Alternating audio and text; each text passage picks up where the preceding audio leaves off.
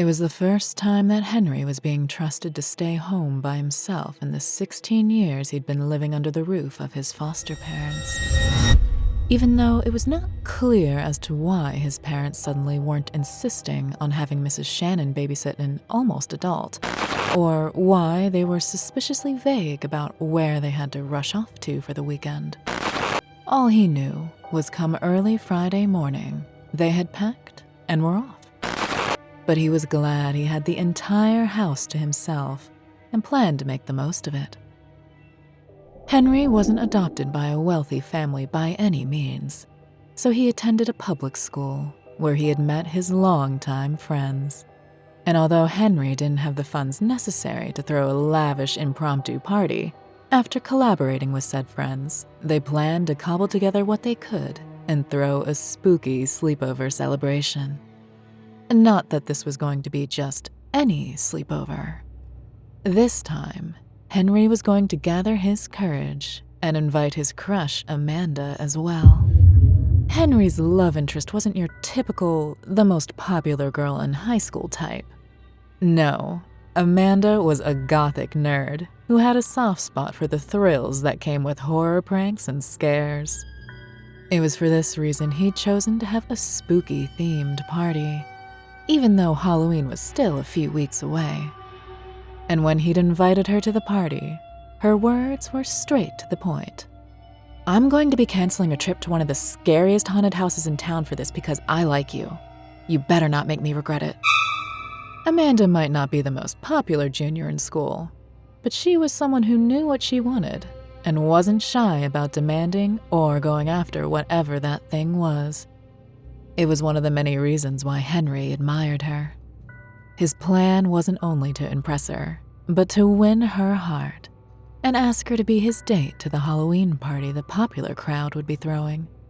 He'd confided in his best friends, Robbie, Shelley, Gregory, and Ben, about his plans over lunch, and they were more than happy to help Henry out. They even went as far as to tease him that their wish for Henry to not graduate a high school virgin was finally going to come to fruition tonight. Even though Henry had bashfully told his friends to quit joking around, he'd hoped that Amanda liked him enough to make out with, or even just kiss him. He viewed her as way out of his league, regardless of what Shelley, the only girl in his gang, had assured him to the contrary. Together with his friends' help, he was able to simulate the experience of a house of horror, albeit the discount version.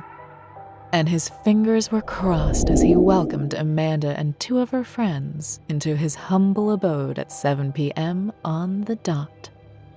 "Ooh, spooky," Travis cooed as they all entered the dark living room that seemed infested with webs and had white sheets covering every single furniture item.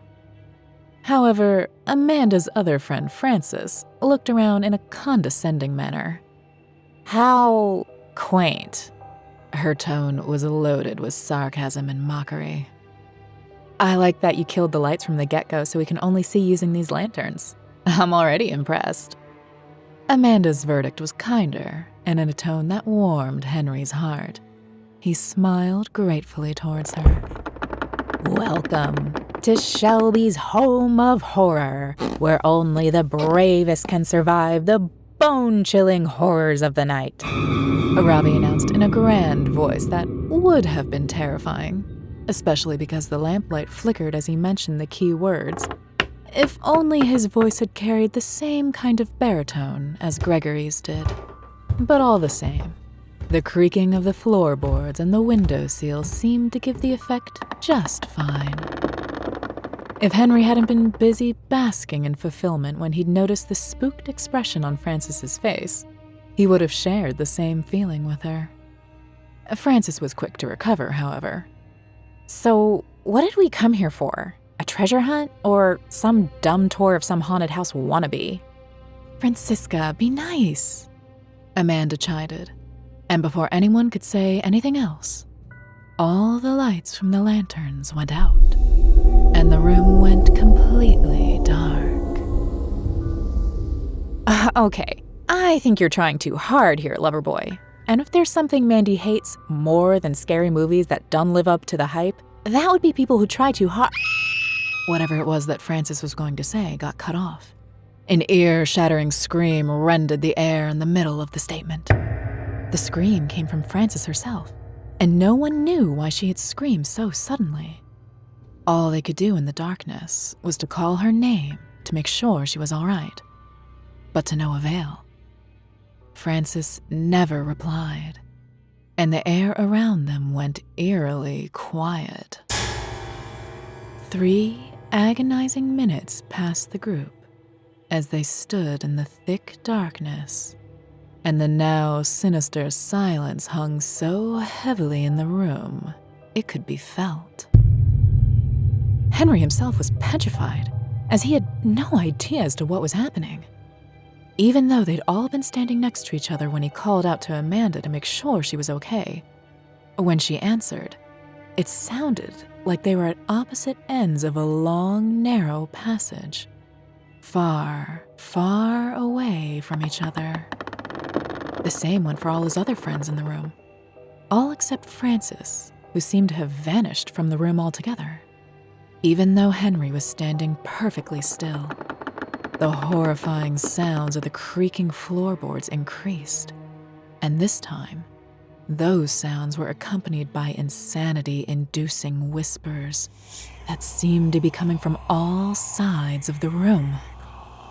Henry was sure he hadn't included this feature in his low-budget production, and was about to ask anyone else, especially his friends, were hearing the same things as him, when a lantern came back on. It was the one Henry was holding.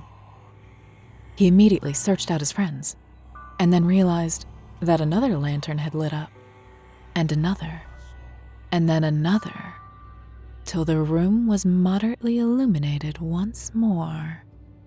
Henry carefully observed his surroundings and found a smear of blood on the floorboards that formed a large pentagram connected by a circle, where Amanda and Frances were floating in the air above an unconscious Travis laid in the middle, and lined around at each point of the mystic diagram, carrying the lit lanterns, were the hooded figures of his friends, as well as his father and mother, also clad in hooded garments, and they all beckoned him closer.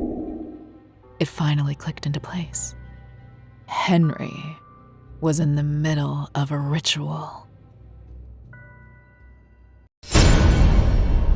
Subscribe today, or beware.